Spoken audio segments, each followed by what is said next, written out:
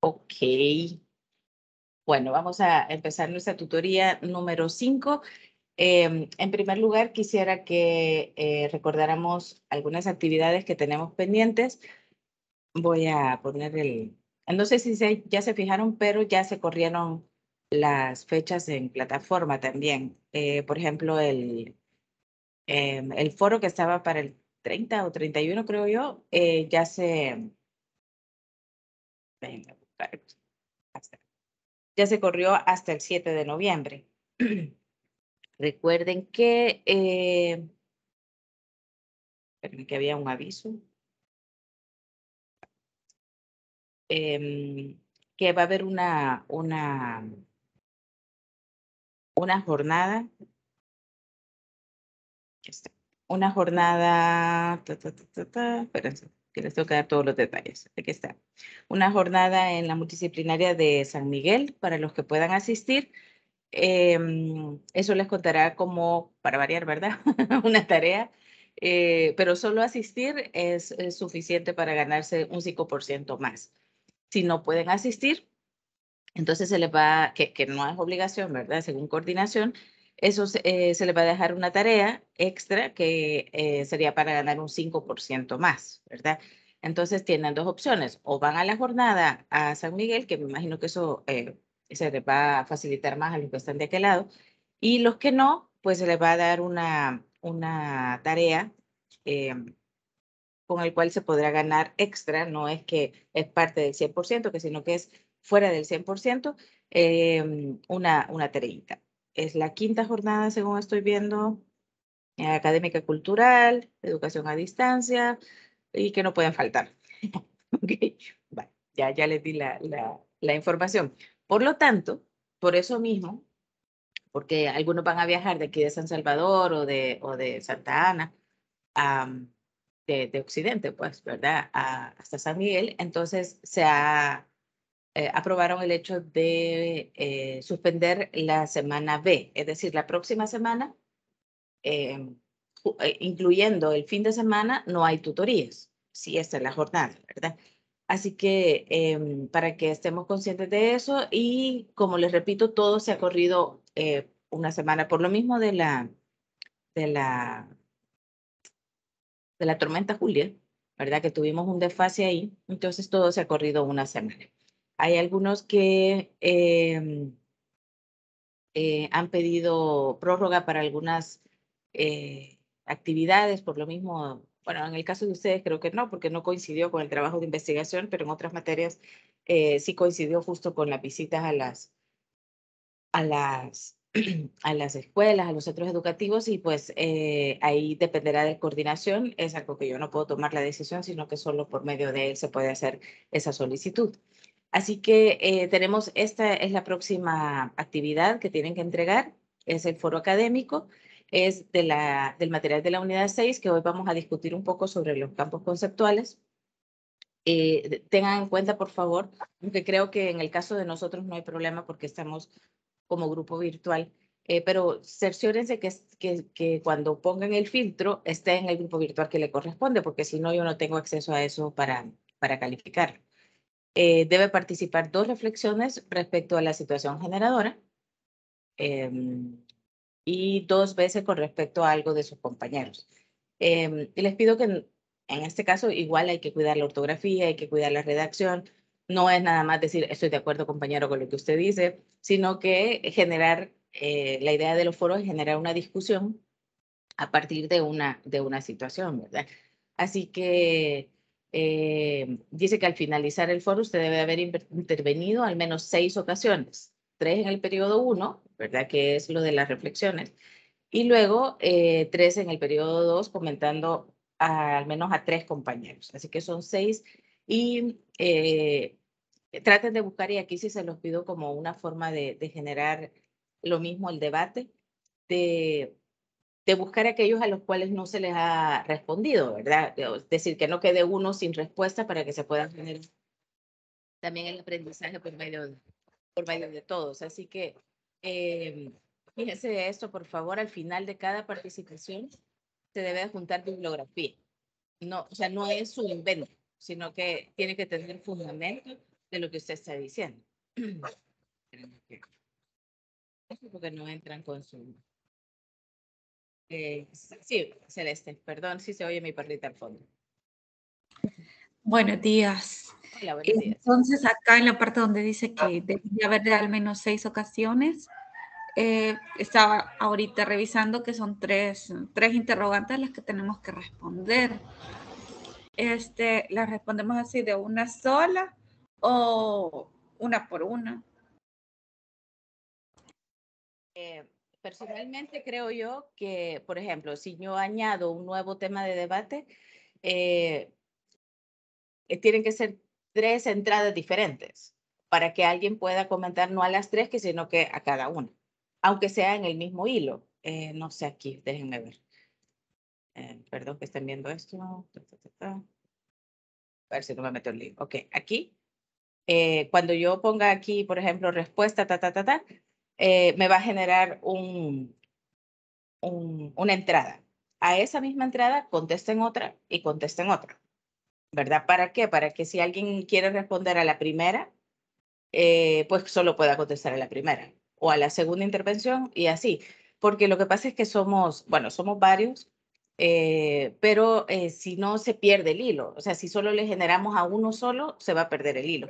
Entonces, yo creo que simplemente que usted ponga acá intervención foro 1, conteste la primera, la envíe, la respuesta la envíe y la otra, o sea, como son 3 intervenciones para que tenga las 6, porque si no en una sola no se va a lograr ver las 6 intervenciones. No sé si me doy a entender.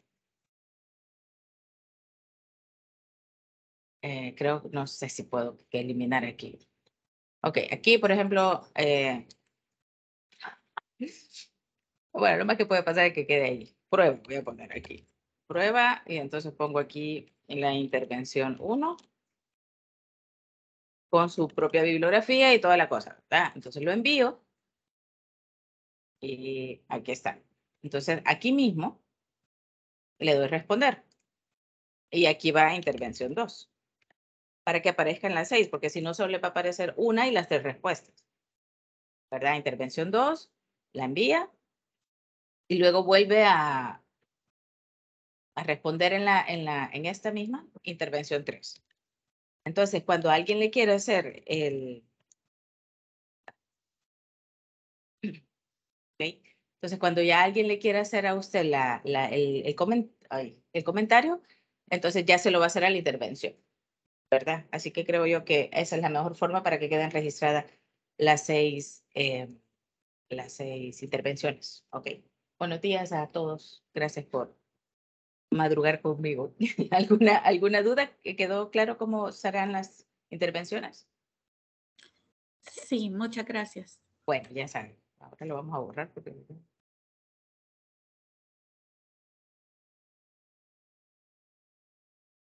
Ok.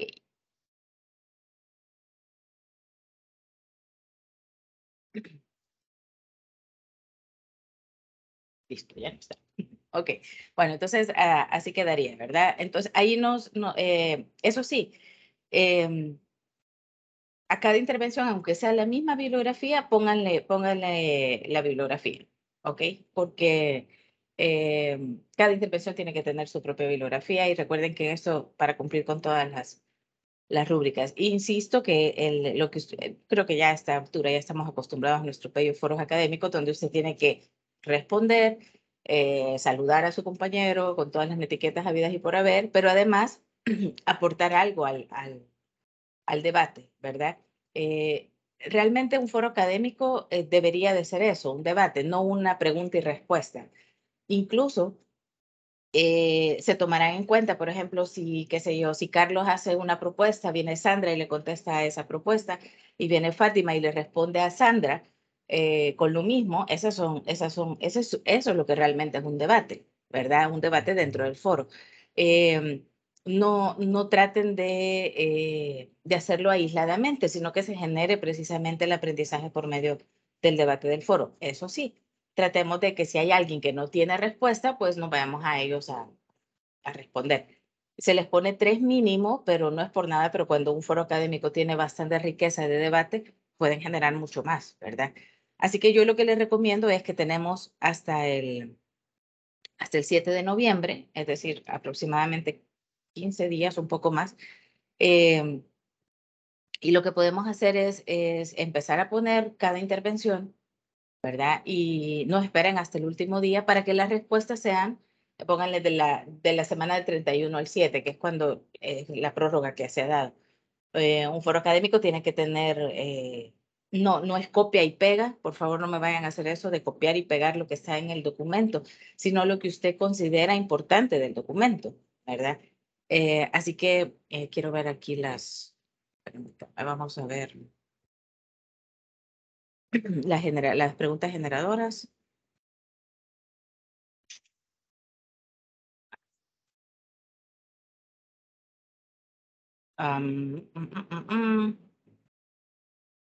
Aquí están los periodos de participación. Eso es lo que yo les decía, del 18 al 28, ¿verdad? Aproximadamente el 31. En esto soy un poco flexible yo, con tal de que se hagan todas las intervenciones, ¿verdad? Pero sí les pido que el periodo 1 tratemos de ponerlo y luego que ya haya acabado ese periodo, pues entrar a la otra. Sin embargo, si usted ve algo que le haya llamado la atención y lo quiere hacer, dele. No hay, en el sentido de que se ponen periodos obligatorios para generar que se haga la primera parte, ¿verdad? Y luego la siguiente, pero no quiere decir que si usted en el periodo 1 ve una intervención muy buena y quiere comentarla, hágalo, no hay ningún problema. Lo único que tiene que hacer dentro del 18 y el 7, ¿verdad? Aquí están aquí están. ¿En qué consisten los campos conceptuales? Explicar y ejemplificar. A esto es a lo que voy yo. No me vayan a copiar y a pegar cosas del material o sea, sí pueden buscar información, pero por ejemplo, que sean originales, pues, ¿verdad? No me vayan a poner el mismo ejemplo todos. Defina todos los elementos, esto es una definición, pero no lo hagan, insisto, copiando y pegando, sino con sus propias palabras. Y aquí sí la importancia y cómo se relacionan con la enseñanza y el aprendizaje de la matemática, ahora lo vamos a hablar, ahora vayan armando, agarren un documento de Word y a medida vayamos hablando este día sobre los campos conceptuales, vayan generando estas 3 preguntas. Y ya nos pueden subir y ya están tranquilos de que ya cumplieron con esto, solo le dan quizás un poco más de forma y buscar más información. Tengan en cuenta esto, que son mínimo 150 palabras y máximo 200. Para mí, es mínimo 150. O sea, tampoco quiero que me ponga la tesis completa ahí, pero no soy tan estricta con que se pasó 5 palabras, ya no lo voy a tomar en cuenta o está fuera del límite. Porque si se genera un buen debate, esa es la riqueza del foro académico. Así que las 200 palabras, fíjense que son palabras, no son caracteres, no las tomo tan en cuenta en el sentido de limitarlos. Así que tratemos de por lo menos cumplir con las 150 palabras, pero ser concisos, pues no es necesario poner una gran cosa. A veces me preguntan si se pueden poner imágenes y la imagen, por ejemplo, en los ejemplos, sirve mucho para como reducir el número de palabras, por lo tanto pueden ocupar imágenes. Eso sí, no quiero como colorico totalmente, ¿verdad? Así como les decía con lo del mapa conceptual, no quiero algo colorico, pero sí que realmente la imagen valga la pena, no para decorar, sino para utilizarlo dentro del debate. ¿Hay alguna duda de esto? Que mañana, de verdad que me encanta que son muy, que son muy puntuales, la verdad. Y gracias por despertarse temprano. A ver, ¿estamos? ¿Hay alguna duda sobre el foro? Si a alguien no le ha quedado claro algo, con mucho gusto. De mi parte todo está claro, licenciada, gracias. Ok, perdón, no había visto el chat. Bueno, listo. Ok. Así que inspírense, por favor, acá en el. Bueno, luego de eso, solo quiero que vayamos retomando que se nos va acabando el ciclo, que sé que se afligen más por las materias numéricas, pero que como les vuelvo a comentar, tenemos el foro académico y luego ya tenemos el trabajo de investigación, la segunda parte. No sé si ya les aparece, creo que sí. Al menos yo le solicité al LIC que les aparecieran las indicaciones. ¿Les aparecen ya las indicaciones a ustedes? Si me hacen el favor de corroborar.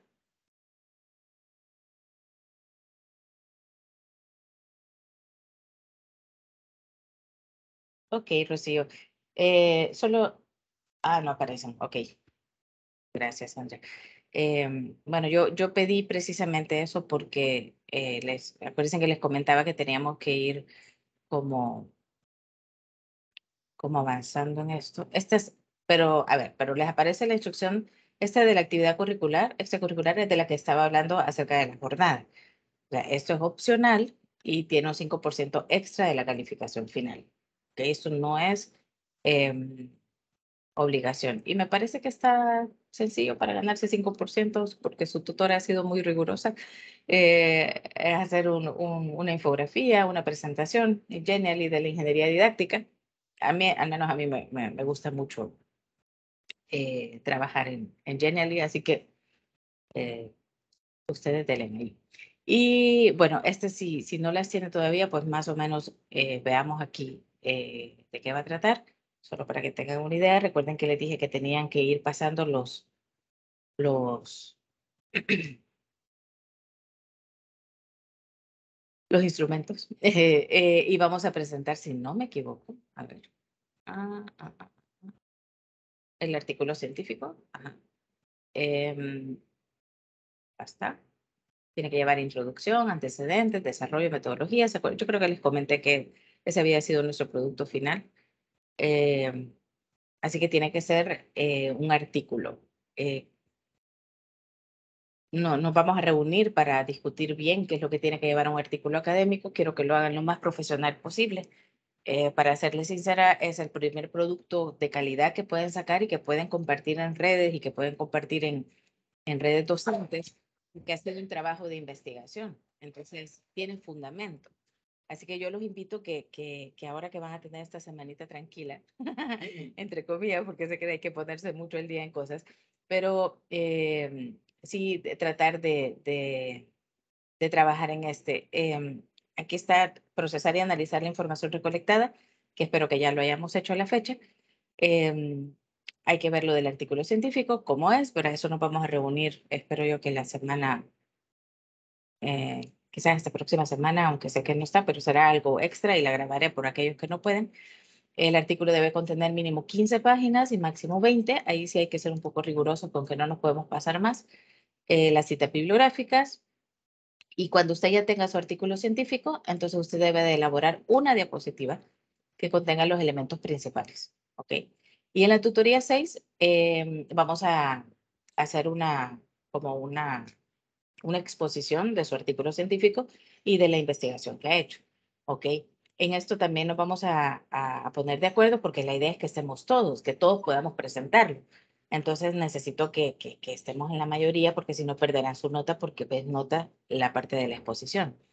Las exposiciones se van a llevar del 12 al 26 de noviembre, ¿verdad? Y yo les diré, bueno, tal fecha nos vamos a reunir y me gustaría que por lo menos fuéramos de pues que no sea una sesión por cada uno, ¿verdad? Aunque hay algún, yo sé que han trabajado en parejas, pero por ejemplo, si nos reunimos, por decirles algún martes o un miércoles a las 8, pues por lo menos que sean 2 o 3 grupos que pasen para explicar su investigación. Eso es lo que tienen que hacer. Y eso, ¿verdad? Así que vayan preparándolo ya. Yo sé que parece que falta mucho, pero sobre todo el recolectar y el procesar los datos que tienen es muy importante para que vayan dándole eh, eh, datos o alimento al artículo científico. ¿Hay alguna duda sobre esta parte? Porque si nos ponemos a ver, creo que no, son 3 semanas casi las que vamos a estar sin vernos, así, de forma eh, de tutoría. Pues, ¿hay alguna duda con respecto a la redacción del artículo? Bueno, a la redacción, insisto que eso nos vamos a reunir. Nos vamos a hacer una tutoría solo para el artículo científico y para ver esta actividad, pero así a grandes rasgos, si tienen alguna duda, con mucho gusto.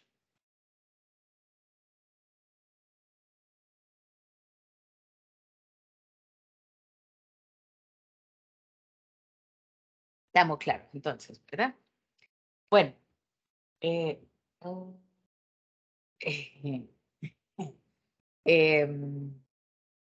eh, vamos a ver. Okay. Yo me extraña que no estén activadas todavía porque sí fue algo que solicité. Sin embargo, ya vamos a ver, ¿ok? No se preocupen. Porque sí sé que se requiere un poquito de tiempo para hacer un buen artículo científico, ¿ok? Y de verdad los invito a que lo hagan lo mejor posible para que lo publiquen. O sea, no hay mejor forma de ver cómo uno va avanzando en la vida académica que publicando lo que uno hace. Y al principio le va a dar risa lo que hice al principio y ya de ahí tendrá un buen artículo académico. Así que sí los invito a que se atrevan a hacerlo lo más profesional que se pueda para publicarlo en algunas de las redes que se dan, en algún repositorio, incluso, bueno, los que me conocen saben que esa fue una de mis pilas, tener un repositorio de trabajo que se fueran haciendo para que otros estudiantes que vengan atrás de ustedes los puedan tomar como referencia también. Así que esmérense en esta parte. Bueno, voy a consultar, Sandra, lo de las indicaciones o que las habiliten o si no, pues yo se las comparto. No hay ningún problema. ¿Estamos bien hasta acá entonces? ¿Continúo?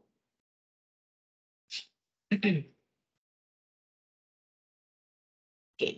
Bueno, vamos a empezar. Realmente es un tema, o son temas más bien dicho que ya hemos visto durante las diferentes, sé que siempre tengo que tomar captura y cuando se acerca alguien más, tengo que guardarlo.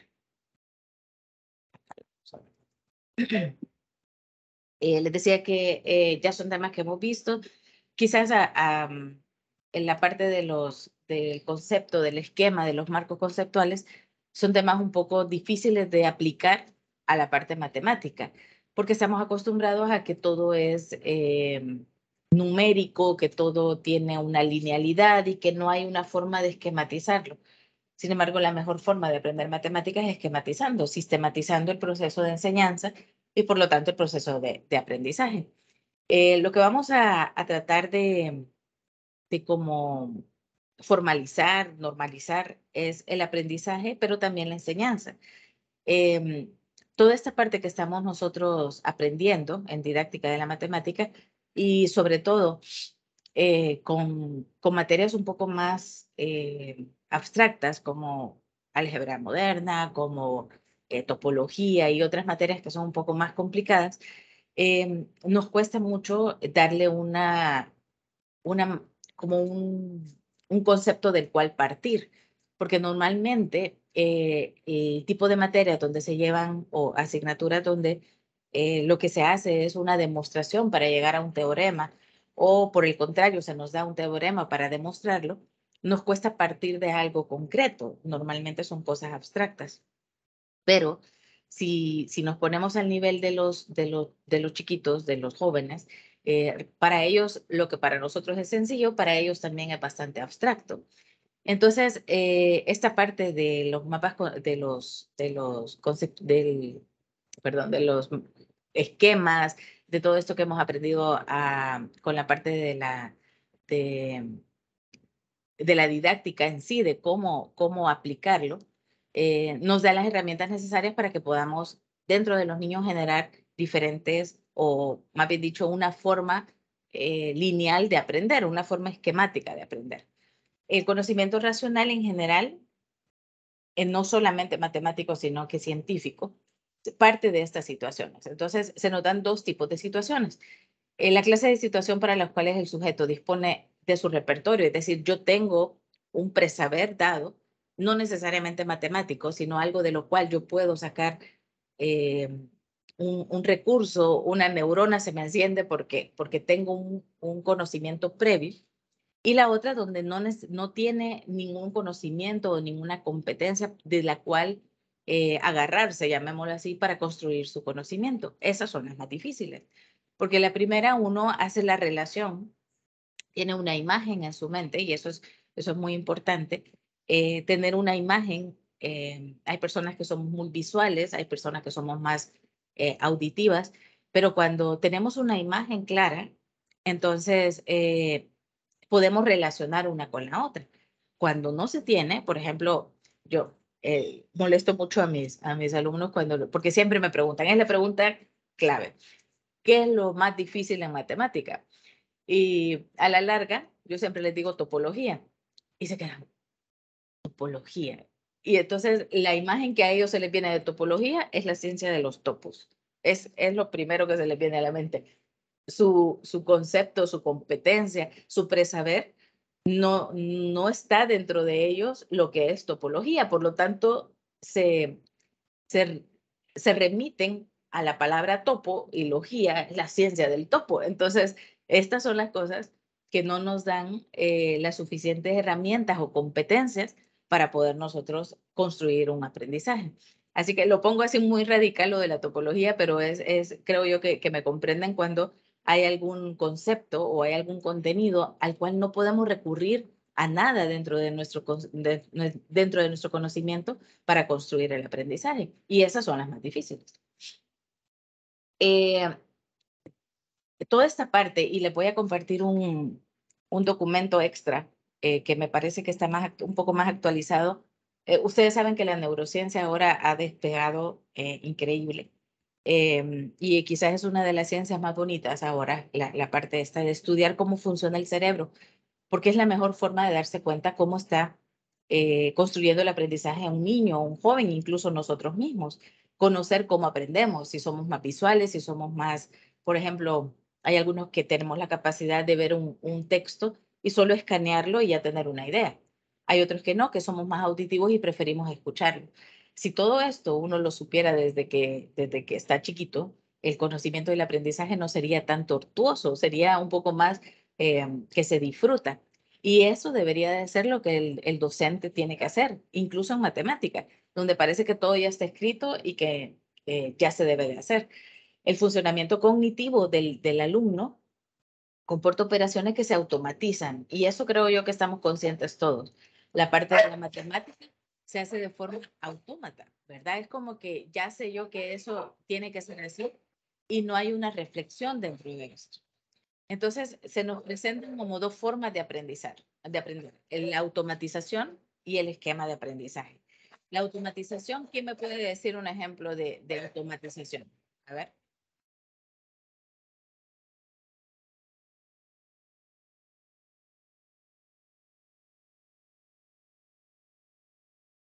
A ver, un ejemplo de automatización, no necesariamente matemática, pero que ustedes crean que es autómata.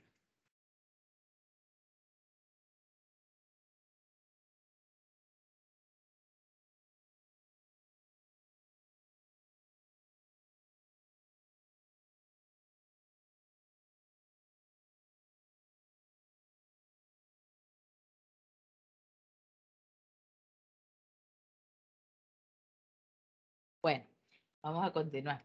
A ver, la automatización es aquello, por ejemplo, cuando usted se aprende las tablas. ¿Ok? Usted en el fondo está haciendo de forma mecánica un proceso que podría entender. El problema es de que si usted no logra comprender por qué 3 por 3 es 9, esta automatización no le da aprendizaje, sino simplemente un concepto que está repitiendo y que no logra aprender a su conocimiento previo. Los esquemas de aprendizaje, por su lado, si nos dan una guía, una parte de cómo construir un conocimiento dado a partir de otros. El esquema es como una linealidad que nos permite construir sin necesidad de ser autómatas. Y les voy a poner el ejemplo. Cuando se tiene, los que se han atrevido a dar física, ahora que estamos en la parte de FET, hay muchas simulaciones de física que a mí me parecen la mejor aplicación de la matemática para mí es la física. En cuanto a los fenómenos, en cuanto a tratar de hallarles el porqué de las cosas. Pero si usted no entiende, por ejemplo, el tiro parabólico, si usted no entiende por qué hay un máximo o hay un mínimo matemáticamente hablando, no entenderá que el procedimiento de calcular la altura máxima en un movimiento parabólico es cuando llega justo al vértice, por decirles algo. Entonces, el esquema de aprendizaje le da la posibilidad a usted de poder crear un conocimiento basado en otro, que en este caso es matemática, y construir su aprendizaje de física. ¿Ok? Este señor, que no lo pronuncio porque no sé cómo se dice, pero no, define concepto como un triplete de 3 conjuntos. La palabra concepto, fíjense bien. Primero, estábamos hablando de las situaciones, el conjunto de situaciones que dan sentido al concepto. Allá se acuerdan que distinguimos 2 tipos de conceptos, de situaciones. Una, que no teníamos un presaber dado y otra que sí teníamos algo preconcebido. Entonces, este señor dice que para tener un concepto tenemos que tener conjunto de situaciones que ya tengan sentido para nosotros. Además, un conjunto de invariantes sobre las cuales reposa la operacionalidad de los esquemas. A eso se le llama el significado. Y los que han estudiado lenguaje, personalmente a mí no es mi fuerte, el lenguaje, aunque me ha tocado, eh, tienen que captar esto del significado y el significante. El significado es esas partes que nos están como dando una forma de comprender un concepto. Y en el caso de la G, que es de formas lingüísticas y no lingüísticas, es para representar el significado del que estamos hablando. Por ejemplo, bueno, ya vamos a ver los ejemplos, pero quiero distinguir estos 3 conjuntos. Insisto, uno es el conjunto como de esas situaciones que yo ya tengo preconcebidas y que me da un concepto. Por ejemplo, si yo les digo ahorita a ustedes manzana, todos deberían de tener una idea de una manzana. Pero puede que unos hayan visto o se hayan imaginado una manzana verde, una manzana roja, una manzana en un árbol, una manzana en un plato, una manzana comiéndosela. El significado es el mismo. El hecho de que es una manzana, ¿verdad? Es la fruta en sí. Pero el significante es precisamente esto que yo le dije la palabra manzana y usted ya se imaginó una manzana, independientemente del contexto en el cual se le imaginó. Entonces, esa es la diferencia entre el significado y el significante. ¿Cómo hacemos transmitir esto? Y aquí es que viene un poco la aplicación de las matemáticas. Una manzana de tierra, muy bien. Sí, una manzana, una parcela, se imaginó Sandra, ya ahí echada en la hamaca, y en su hamaca. Bueno, a partir de esto vienen los campos conceptuales, ¿verdad? Porque no podemos partir de la nada, sino que de un concepto previo. Entonces dice el campo conceptual de las estructuras aditivas es a la vez el conjunto de las situaciones cuyo tratamiento implica una o varias adiciones o sustracciones y el conjunto de conceptos y teoremas que permiten analizar estas situaciones como tareas matemáticas. Ya estamos aplicando los campos conceptuales y lo que acabamos de hablar a precisamente la parte de matemática, ¿verdad? Fíjense cómo, sin querer, Sandra, le dije una manzana y en el fondo fue atribuido a una medida de unidad de medida, una manzana, ¿verdad? Por ejemplo, si yo digo pies, tal vez aquellos que tienen conceptos o presaberes matemáticos dirán piezas de una unidad de medida, pero otros se imaginarán un pie, ¿verdad? Y todo esto que estamos haciendo es precisamente generando situaciones en nuestras cabezas que detonan un significante que yo los estoy dando. Les puse este ejemplo. Dice, un niño pequeño de 4 o 5 años, quien toma piedras en un jardín y las pone en fila para contarlas. Lo hace primero de izquierda a derecha y obtiene 10 en total. Después las cuenta de derecha a izquierda y obtiene con sorpresa el mismo número 10. Los pone ahora en círculo y obtiene otra vez 10, tanto girando en un sentido como en otro. Obviamente, ni la suma ni el orden son algo propio de las piedras. Antes de que el sujeto las ponga en fila o las reúna todas, de esta forma el niño ha descubierto que la acción de reunir da resultados independientes de la de ordenar. Tenemos de este modo que las competencias matemáticas son sostenidas por esquemas organizador de la conducta. Lo quiero relacionar y yo lo siento mucho que siempre lo traiga para FET, pero se recuerdan de la estrategia de indagación. Era, no importa lo que usted hiciera en la simulación, siempre llegaba a una conclusión. Y eso que se está creando en FET o que se está creando con una simulación es precisamente un campo conceptual. En este caso, los niños con cosas que ellos ya conocen, que es una piedra y hasta cierto punto un juego, está haciendo que él dentro de su aprendizaje concluya que el conjunto que tiene siempre va a dar el mismo resultado independientemente de cómo lo ponga. ¿Ok? ¿A qué propiedad de los números reales podríamos atribuir esto?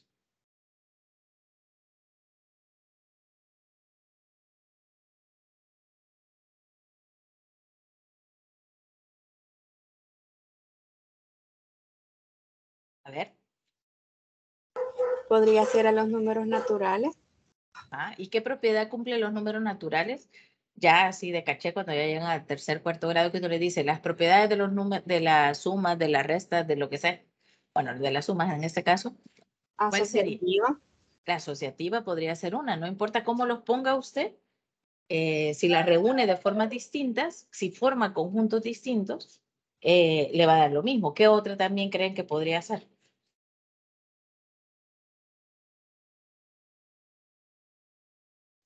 Distributiva también. La distributiva, porque usted las puede poner en forma de círculo, dice aquí que los puso el niño, y siempre le dio lo mismo. Y también la conmutativa, ¿verdad? Porque no importa si usted hace de un lado para el otro. Eso empieza a generar en un niño que por sí solo se puso a jugar, a contar, sin decirle, pero él empieza a tener eso. Entonces, cuando usted le diga al niño que 5 más 4 es 9 y 9 más, perdón, y 4 más 5 es 9 y 5 más 4 es 9, él podrá asociar con que tuvo una experiencia previa donde le daba siempre el mismo resultado. Por eso es tan importante en el preescolar darles este tipo de aprendizaje de forma experimental y no de forma 4 masiva, escriba, haga. Y eso es lo que se ha perdido muchas veces por tal de que se hagan leyendo, sumando y todo esto. Se les quita la experimentación, que es la base precisamente para construir los campos conceptuales. De nada le servirá al niño tener en su cabeza un 4 más 5, un número 4, el símbolo en sí, si no comprende cómo se asocian estas cosas. ¿Ok? Entonces, si tienen chiquillos, primos, sobrinos, hijos, pónganlos a experimentar y que ellos empiecen a construir. Pónganle, y no necesariamente, yo digo, se venden juguetes tan caros, y no sé si les ha pasado a los que son papás, les ponen una caja o les ponen una casa y se prefieren meter a la caja, porque así son, construyen de lo habitual, de lo normal, su propio conocimiento. Entonces es más fácil a un chiquito darle cosas con las cuales se va a topar normalmente, porque un Lego, por ejemplo, no lo va a ver cuando salga de la casa, el Lego lo va a ver siempre adentro. Pero si usted le pone piedritas o si usted le pone, qué sé yo, lápices o se le pone cosas que habitualmente encontrará, construirá y relacionará mejor el significado de este a su conocimiento. Vamos a ver ahora, como les digo, este es permítanme.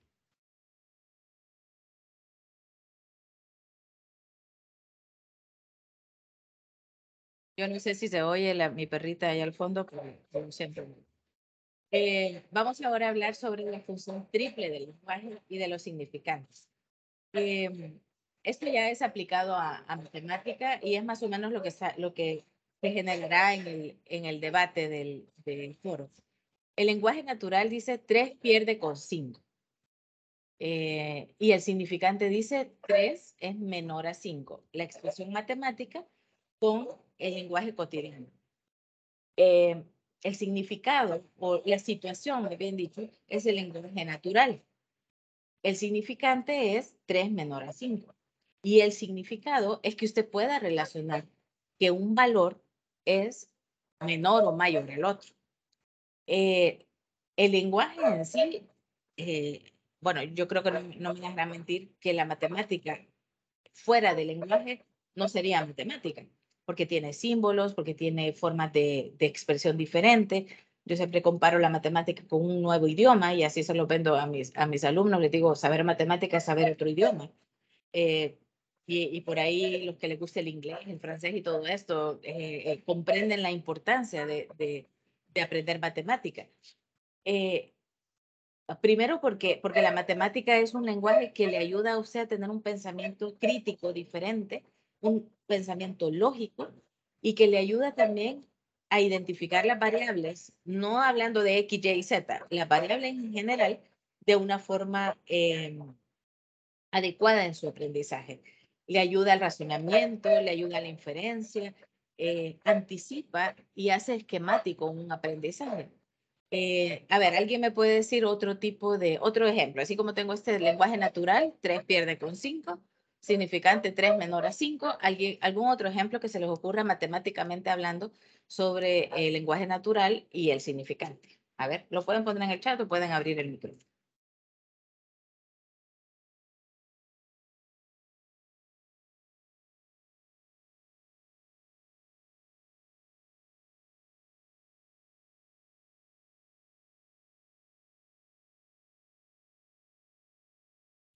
Estaba pensando, licenciado, en un ejemplo sencillo. Del lenguaje natural podría ser que se le diga a un alumno, una manzana es igual a otra manzana. Entonces se le está dando un concepto tal vez de igualdad, aunque tal vez no necesariamente las manzanas sean exactamente la misma, pero se le puede dar ese concepto, ¿no? 3 va a ser igual a 3, 5 igual a 5. O sea, también introducir el concepto de igualdad. Así es. A ver, por ejemplo, en cuarto grado, 5 le gana 3. Sí, sí, es así. Pero, por ejemplo, hay una quizás de los temas un poco más complicados para los chiquitos, son las fracciones, pero no tanto la parte automatizada, sino la parte de interpretación. Cuando uno les pone un cuarto, les pone otro cuarto, ¿verdad? Y decir que esas son iguales. Hay profesores que dicen en un cuarto, por ejemplo, de una cosa redonda, le dividen 4 y otro divide en 4 un cuadrado y dicen un cuarto, esto es igual. Y lamentablemente no es igual, sino que son equivalentes, ¿verdad? El lenguaje natural es complicado en el sentido que a veces se usan palabras que están mal aplicadas. No es lo mismo, por ejemplo, semejante, ¿verdad? Con congruente, cuando ya entramos a la parte de los triángulos. Y todo este tipo de palabras, representarlo de forma matemática, genera que a veces los muchachos se confundan, ¿verdad? Si usted divide una pizza en 4 partes y le dice luego que hay otra pizza rectangular y la divide en 4 y le dice, esto es un cuarto y esto es un cuarto, el niño se complicará y dirá, ¿por qué es un cuarto? Si son cosas diferentes, una se ve más grande que la otra, ¿por qué es igual? Cuando se ocupa la palabra igual. Y ahí es que tiene que empezar uno como docente a tener cuidado con el lenguaje, por ejemplo. Y eso nos pasa a muchos. ¿Cuánto pesas? Y entonces, yo peso, qué sé yo, 130 libras, 150 libras, pero eso no es peso, eso es masa. Pero estamos tan acostumbrados a decir cuánto pesas que ya se da por hecho. Y les cuento ahora, estamos en una institución aplicando precisamente esto de STEAM, y se está aplicando en la cocina. Se está haciendo un proyecto donde se hace se llama STEAM Cooking, con la cocina. Y entonces a los niños ya se les está enseñando que no es que van a pesar la harina o que van a pesar la masa, o porque a veces la masa, ya, pensemos cuánto tiene la masa. Y si no, empezarles a enseñar que la masa es una cantidad escalar y el peso es una cantidad vectorial. Y les estoy hablando de niños de tercer grado, cuarto grado. Y empiezan ellos a asumir eso y empiezan a hablar, entre comillas, bien, ¿verdad? Porque el significado de la palabra masa y de la palabra peso es diferente, ¿ok? Cuando hablamos para todo X, existe un número que pertenece a los R, por ejemplo, pero lo hablamos simbólicamente usando los símbolos para todo el éxito. Ajá, exacto, exacto, así es. Ustedes se me van bien arriba, pero sí, el anterior de un número, X menos 1, exacto. Se me ponen muy matemáticos, sí. Sí, exacto. La representación en sí de matemáticamente hablando de un valor, usted lo puede poner en forma de lenguaje normal. Y no me dejarán mentir también que cuando vemos cálculo integral, cuando vemos esto, el límite, el delta, hacia dónde va, el infinito, por ejemplo, cómo me imagino el infinito, no es lo mismo cuando el límite tiende a infinito. Todas estas cosas, todo este lenguaje natural, entre comillas, que tiene su propio significado dentro de la matemática, confunde a veces cuando se quiere aplicar a la vida cotidiana. Y ahí es que tenemos que tener conciencia de tener un poco la parte de explicar. A veces yo he tenido, no sé si han visto, hay una profesora argentina, creo que es, que hace la matemática y la física también, si les consigo el video, es que para mí enseñar matemática, y ella dije, no estoy tan perdida, es enseñar matemática con un lenguaje que se comprenda, porque si yo me elevo demasiado, nadie me va a captar. Entonces, llegaremos a elevarnos cuando estemos con jóvenes como ustedes, de quinto año, de cuarto año, pero si estamos con niños, sí hay un rigor matemático que cumplir, pero también si queremos que comprendan, tenemos que hablar el mismo lenguaje. En los proyectos de STEAM o en los proyectos de plataforma que estamos implementando a veces, estamos utilizando incluso los memes, estamos utilizando los GIF para que ellos comprendan que hay una forma, porque eso es una forma diferente de lenguaje, ¿verdad? ¿Por qué no usar cómo los jóvenes se relacionan ahora y cómo se expresan para darles a entender un concepto matemático, por ejemplo? Porque no podemos descartar que no existen los memes, ya existen, y que los GIFs no existen, ya existen. Entonces, ¿por qué no ocuparlos mejor, de buena manera, para poderles explicar algo? Y creo yo que a ellos es más fácil algo que esté en su entorno. Ustedes, y hagan la prueba. En Instagram a mí me pasa demasiado. Yo pongo un ejercicio de Pitágoras y tengo como 4 likes.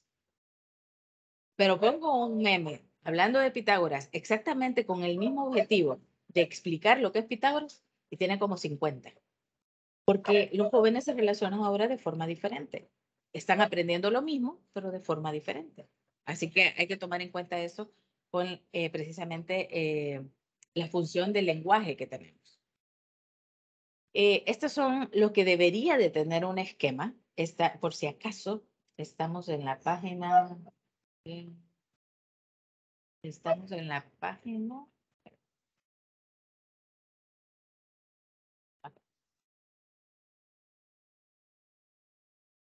En la página 14, 13, 14, donde están los significados y los significantes y los esquemas del material de lectura de la unidad 6. ¿Okay? Por si acaso, recuerden que esto es la base para la parte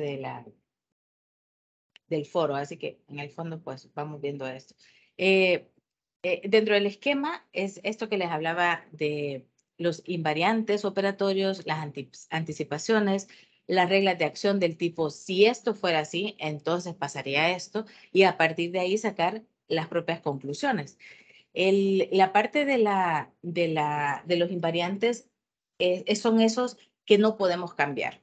Ahí puse mal, es invariantes, ¿ok? Es decir, por ejemplo, que ningún niño me venga a decir que la propiedad asociativa no es cierta, porque eso ya está demostrado y está así. Entonces, esas partes es como lo que le da el fundamento a su aprendizaje, ¿ok? Pero también hay que razonarlo. Es decir, si usted le está diciendo a un joven que, por ejemplo, y me pasa mucho a mí porque me dicen, ¿y por qué? ¿Por qué es esto? Por ejemplo, cuando ahora están viendo la parte de geometría y muchos me preguntan, mire, ¿y por qué cuando se hace el área del Pentágono, nomás les dicen apotema y se les cayó el mundo a los niños porque no saben qué es un apotema? ¿Qué es eso? Es un apotema. Entonces, ¿pero por qué es así? No, ni siquiera por qué se llama así. ¿Por qué es así? ¿Por qué el área de un pentágono, un hexágono, un polígono regular se calcula con el apotema? ¿Y por qué no como lo hemos venido haciendo de base por altura? ¿De dónde salió el apotema? Eso ya está. Eso es un invariante operatorio que usted tiene que hacer que perímetro por apotema entre 2 es el área. Pero usted tiene que demostrar por qué es así.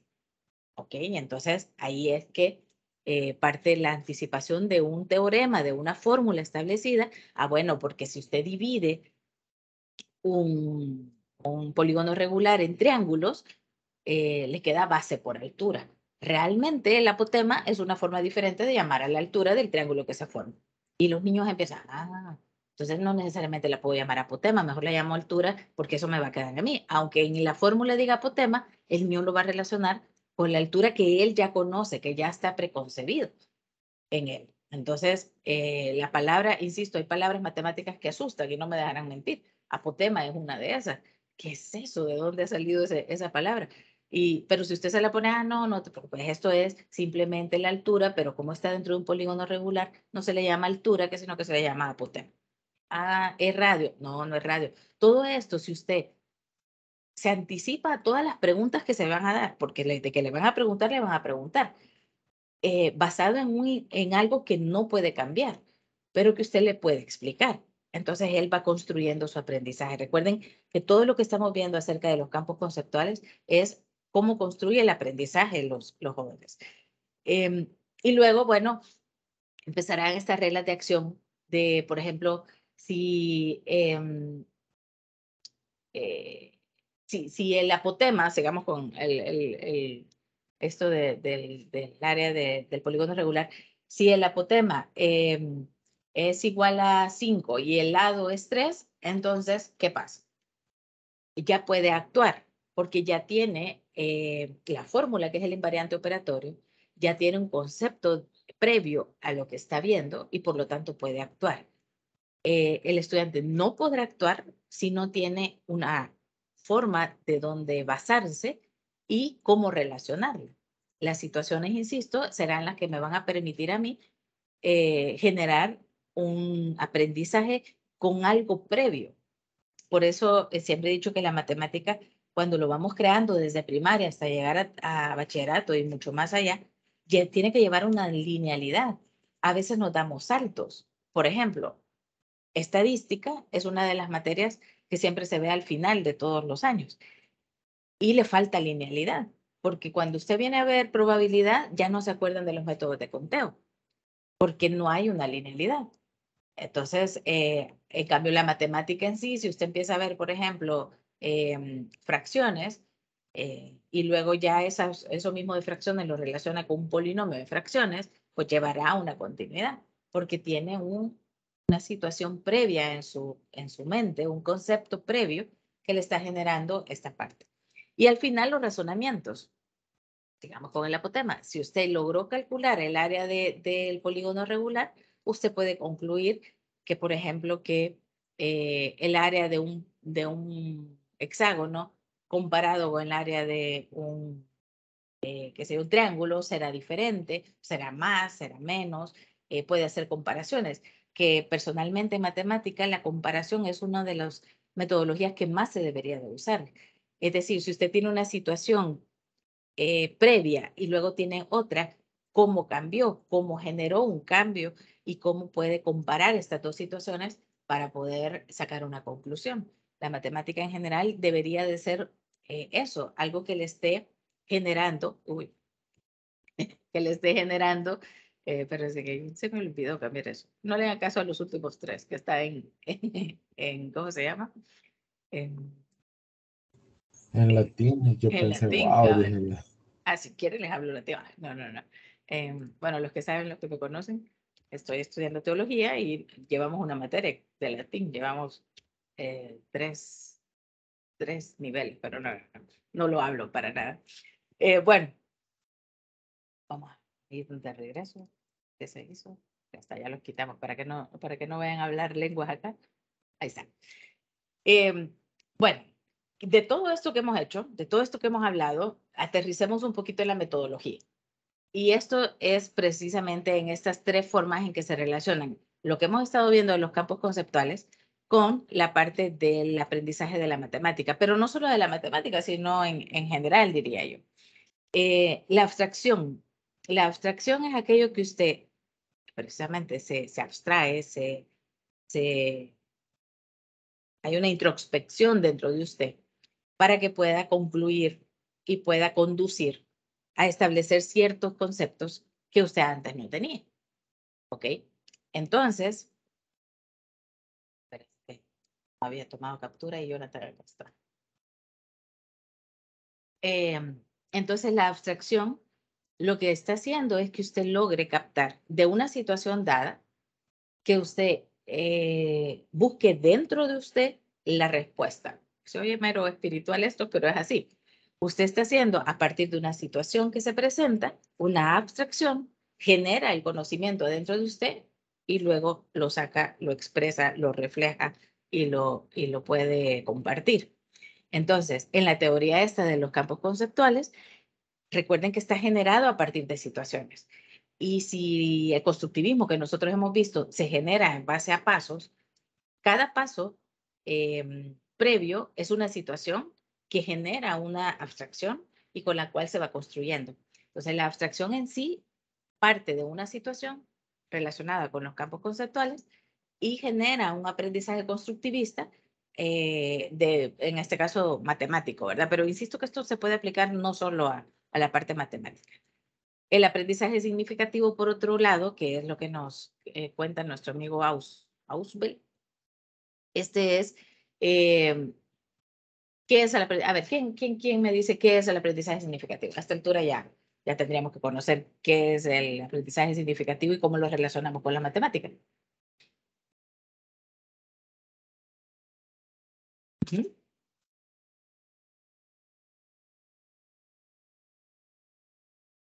A ver, aprendizaje significativo.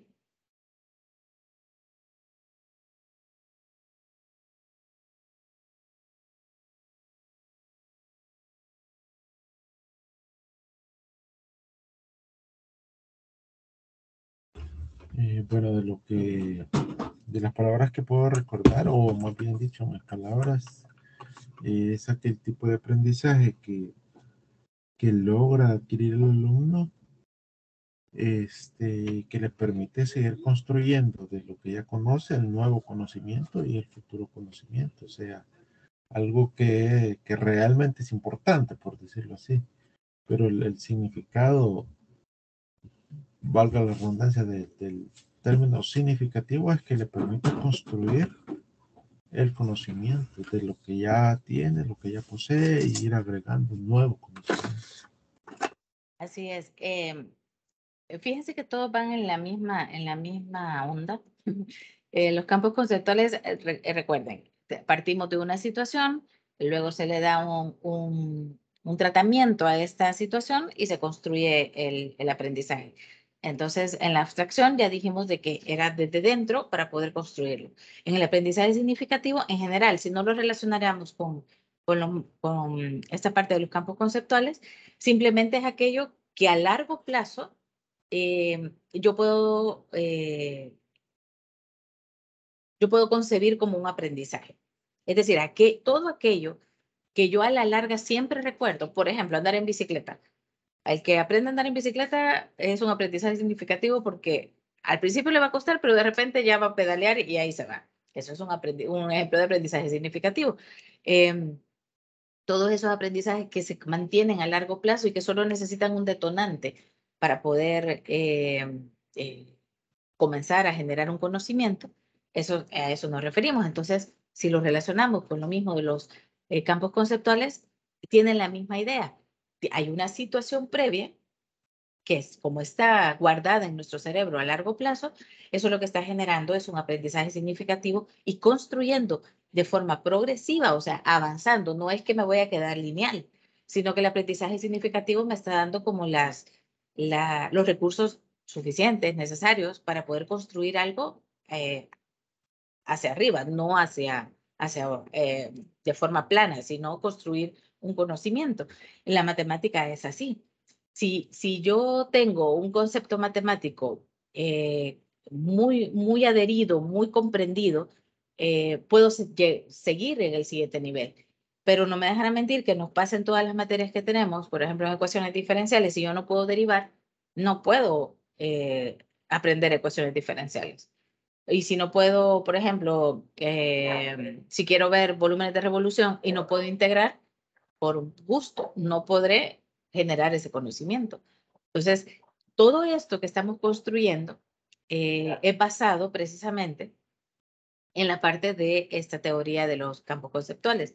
A diferencia de otras materias, como por ejemplo yo podría decir lenguaje, donde tenemos como varios, por ejemplo, ortografía, usted se puede comunicar de alguna forma con mala ortografía, pero se puede comunicar, ¿verdad? En cambio, en matemática, si usted no tiene las bases para poder generar un buen teorema, una demostración y todo esto, no podrá generar el concepto o la construcción de su conocimiento. Y por último, tenemos los modelos mentales. Estos es lo mismo que estamos hablando de como las diferentes formas en que un individuo puede pasar del significado al significante. Lo que estábamos hablando acerca de precisamente de los ejemplos que me ponían. Perdón, Rocío, no lo había leído. Exacto. Eso es el aprendizaje significativo, partir de algo para construir algo nuevo, ¿verdad? Y los modelos mentales son esos chispazos que cuando yo les dije manzana, a uno se les vino a la mente una cosa y a otros otro. Esos modelos mentales que yo tengo, pues precisamente son los que generan un conocimiento como un andamiaje, ¿verdad? Yo tengo algo dentro de mi cerebro, dentro de mi mente, que me genera un andamiaje para poder construir encima de él otro concepto. Lo que les decía del apotema. Si usted le dice al niño perímetro, el niño ya debería de tener idea qué es el perímetro. Pero si usted le lanza que la fórmula es perímetro por apotema entre 2 y no le explica lo que es el apotema, el niño no puede construir eso. ¿Y qué está pasando ahora? Y no me dejarán mentir también en eso. Ahorita todo el mundo está corriendo para cubrir el programa de estudio. Todos los colegios, todas las instituciones se les acabó el tiempo y no lograron. Y les digo por experiencia que hay algunos que me dicen, mire, tengo que hacer una infografía de cómo calcular el volumen. Y tengo que poner 2 ejemplos. Pero si no les han explicado, por ejemplo, les piden el volumen del cono, donde va la generatriz. Y la generatriz, ahí en 7º grado, si no se les enseña, si no se les dice, no van a saber qué es la generatriz. Mucho menos si tienen que calcular la generatriz, porque no han visto todavía Pitágoras.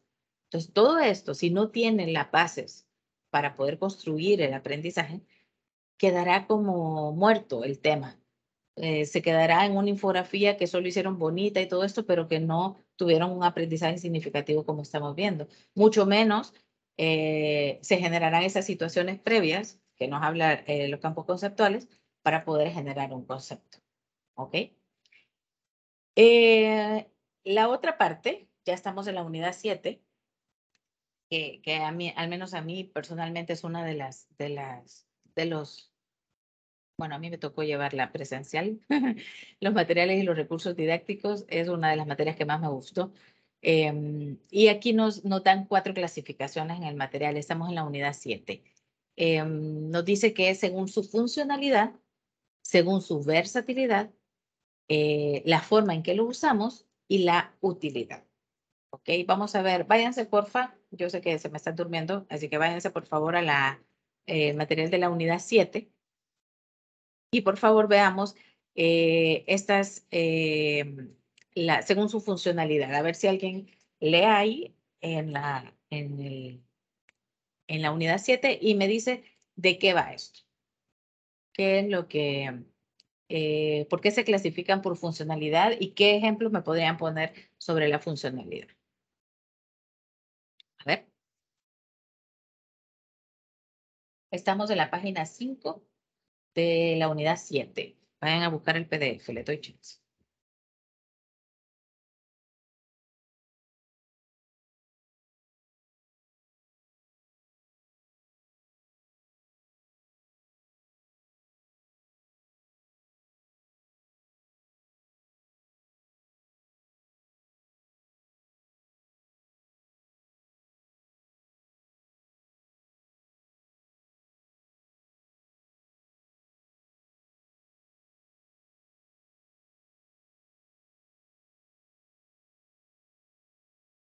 Ok, estamos, como les digo, en la página 5 y dice textualmente, considerando la definición sobre materiales manipulativos dada anteriormente, corresponde hacer una clasificación de estos para determinar los que forman parte de nuestro estudio.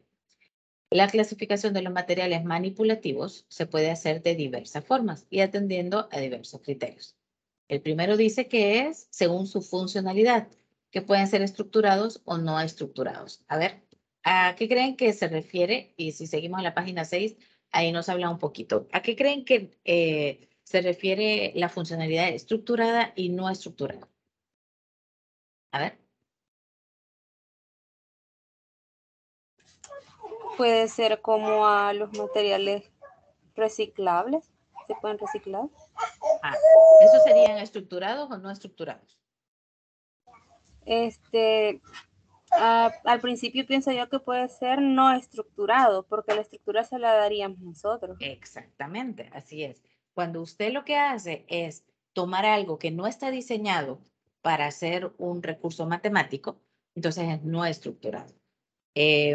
Por ejemplo, los tapones de botellas, por decirlo, no sirven para contar o para formar algo, o lo que sea.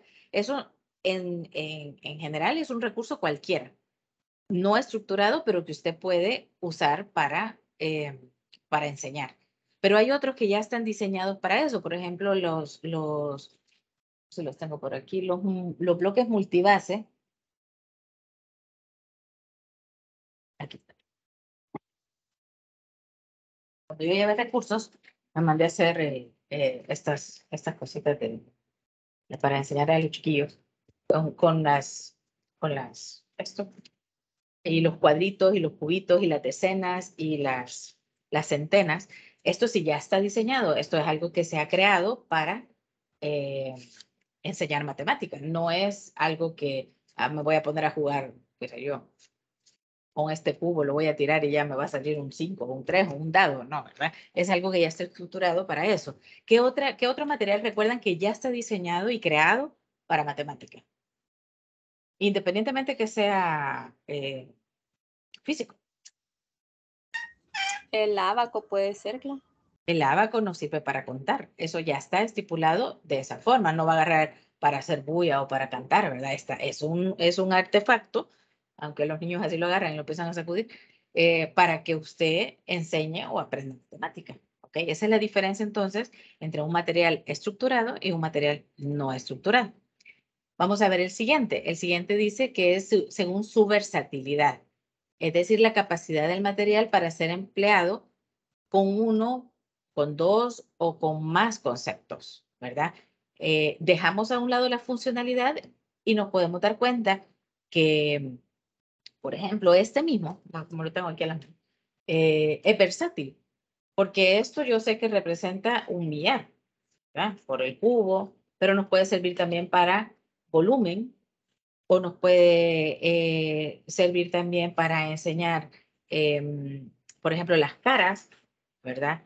O fracciones, podría decir yo, este cubito que está aquí es 1 entre 1000 de todos, ¿ok? Entonces, cuando un mismo material nos sirve para varios temas, para varios contenidos, se puede decir que es versátil.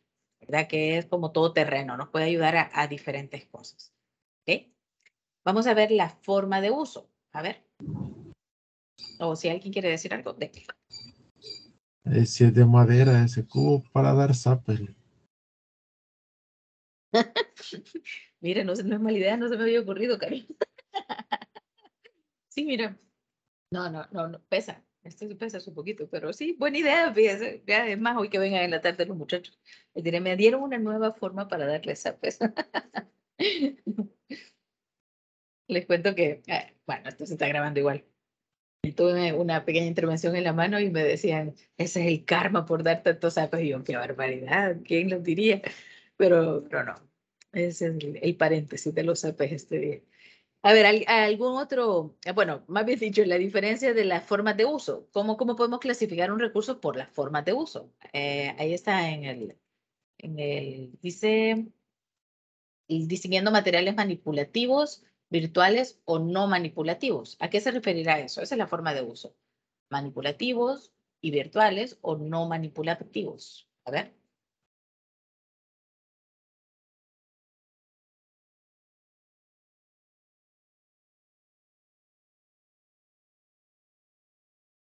Ah,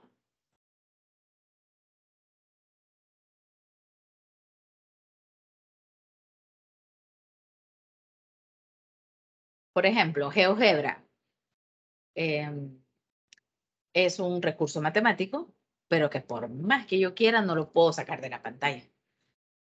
¿Ok? Y las simulaciones son recursos matemáticos, pero que no puedo sacar de la pantalla. Entonces son virtuales. ¿Ok? Sí me dan enseñanza, sí cumplen con su objetivo, pero no son manipulativos con las manos. Lo puedo generar interacción, pero no puedo generar un aprendizaje tocando. ¿Se acuerdan que dijimos cuando estábamos en FED que las simulaciones como que reemplazan un poco a esos lugares donde no tienen un laboratorio, por ejemplo, ¿verdad? Pero no me dejarán mentir que no hay nada como ver, oler, experimentar, tocar el cambio de materia, por ejemplo, ¿verdad? Retomo esto del steam cooking, por ejemplo. Cuando los muchachos ven que la levadura empieza a hacer que el pan crezca, y que se les explica que dentro de eso hay un proceso químico, eso no se les va a olvidar jamás. Y va a relacionar todo lo que está pasando ahí, de la levadura, lo del pan, los cambios de materia. Por ejemplo, se pusieron a hacer chocolate y trataron de identificar los tres tipos, sólido, líquido y gaseoso, en el chocolate. Pero de repente uno dice, mire, pero eso no, es que es medio sólido, medio líquido. Y entonces empezaron a generar ellos su propio aprendizaje. Todo eso que uno manipula, definitivamente da un aprendizaje, entre comillas, mejor. Pero no quiere decir que hay cosas, como por ejemplo las simulaciones de FET o GeoGebra, por ejemplo, cuando se generan los bloques tridimensionales, eh, que son tan exactos con la realidad que generan un mejor aprendizaje. Entonces, no es que uno sea mejor que el otro, simplemente que da un aprendizaje dependiendo del objetivo que ustedes muy bien hicieron en sus actividades de FED, dependiendo del objetivo que andaban buscando, así se genera un mejor aprendizaje si usa recursos manipulables o si son virtuales. ¿Ok? Y el último es por la utilidad. ¿Ok? Este dependerá de qué, del objetivo para el cual usted lo quiere hacer. Un, un buen recurso didáctico tiene que ser versátil, como estábamos hablando, pero también tiene que ser como muy curioso, llamémoslo así, que al estudiante o al joven o a lo que sea le genere curiosidad. Y no necesariamente por ser colorico o por ser bonito, sino porque es algo que le genera indagación, curiosidad, experimentación. Eh, yo, déjenme ver, aquí, esperen.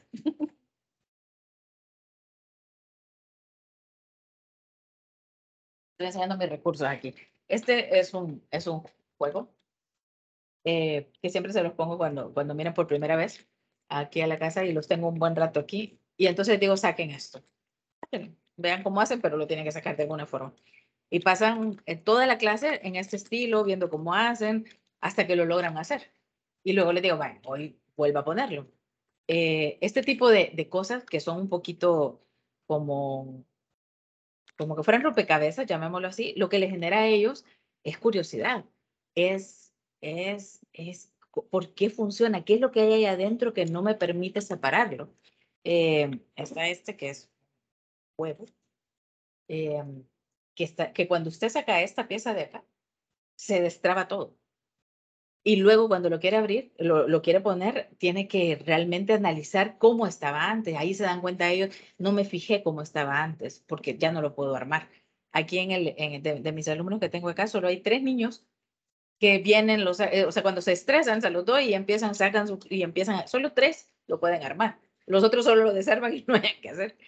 Estas cosas generan en ellos eso, una curiosidad, generan ese pensamiento un poquito más allá, porque ahora ya saben que la próxima vez que esté armado y lo vayan a desarmar, se van a fijar cómo estaba previamente. Lo que le genera es curiosidad de saber qué es lo que hay adentro que no les permite separarlo. Y cuando lo arman, normalmente no meten bien el cuadrito este que está acá. Y entonces, ay, tendría que haberlo hecho de diferente forma. Y empiezan a generar ellos solos su aprendizaje. Tal vez no son conceptos matemáticos en sí, pero lo que se genera es eso, la indagación, descubrir, experimentar en ellos de una forma diferente. Y que yo les apuesto que este simple ejercicio de haber dicho, me hubiera fijado cómo estaba antes, le va a generar que cuando usted le ponga un ejercicio en la pizarra y quieran ellos hacerlo por sus propios medios, se hubieran fijado cómo estaba antes. Así que esos son mis recursos para no darles tantos apes, Carlos, y generar, por todo lo contrario, un aprendizaje diferente. Y cuando me ponen algunas cosas, como acá estoy en el salón, en mi salón, tengo tengo un, ¿cómo se llama? Una pizarra del lamento de los apes, así les hemos puesto entre todos los muchachos, que cada vez que ellos mismos se levantan y se van a anotar al muro de los lamentos de los apes, porque ponen 3×2, 5, por ejemplo, y ponen firma tal, y les da risa cuando ellos retoman eso, porque dicen, ¿cómo pude haber hecho eso? ¿Cómo pude haber dicho eso? A veces, si los errores se agarran de una forma diferente y ellos solo van creando su aprendizaje y no se les vuelve a olvidar ese 3×2. Y parte también de los recursos es eso, tener la experiencia de tener un recurso diferente, que no sea caro, que sino que usted lo construya. Porque esto, por ejemplo, fue un carpintero que lo construyó. Le seré sincera, me salió más barato que me lo construyera él que mandarlo a pedir, porque estos lugares, híjole, solo que vengan acá y todo eso es carísimo. Es mejor hacerlo uno, crear uno los propios recursos. Y a eso es a lo que les invito. En general, para poder crear un buen concepto matemático dentro de los estudiantes, no se genera nada más si el profesor da una buena cátedra o da una buena clase, sino también que ellos puedan relacionar su aprendizaje con algo más que no sea solamente palabras, números y letras. Y chan chan. Eso es lo que tenía. ¿Algún comentario que quieran hacer?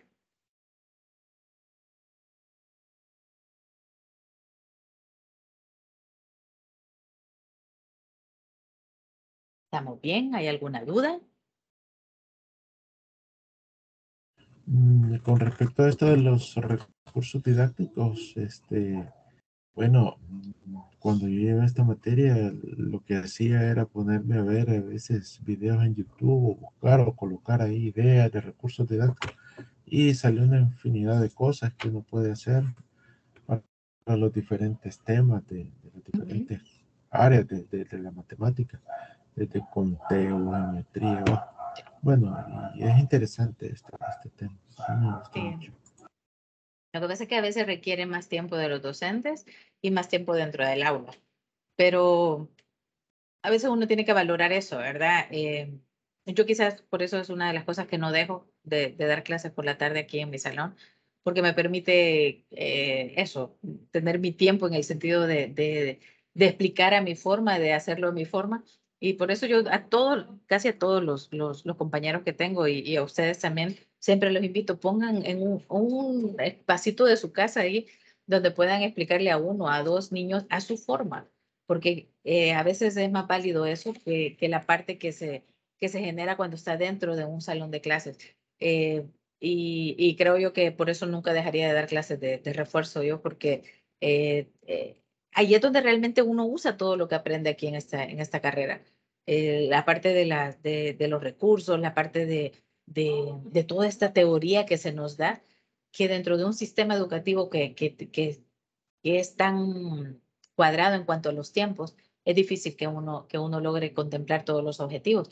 Pero estoy segura de que cuando uno logra hacerlo, incluso en el aula, se genera un aprendizaje diferente, con recursos diferentes, con métodos diferentes que generan un mejor aprendizaje. Así que eso. ¿Alguien más?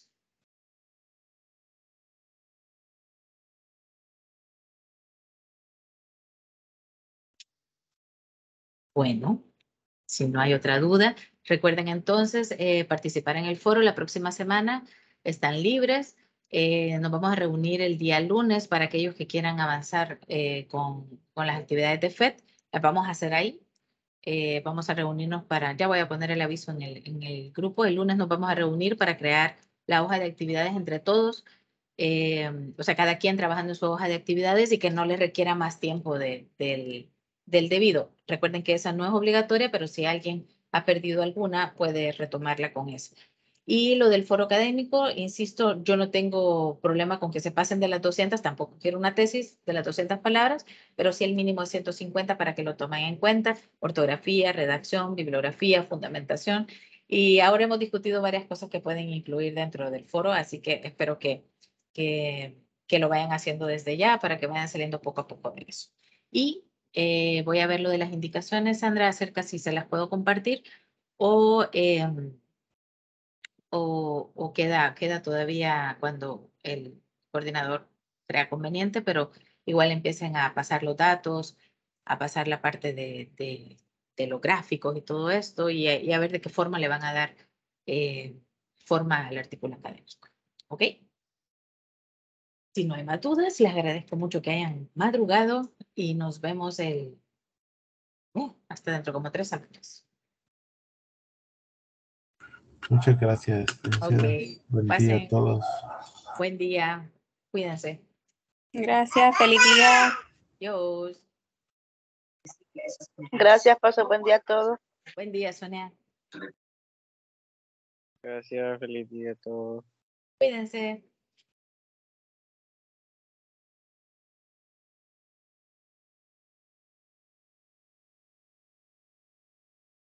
Muchas gracias, feliz día.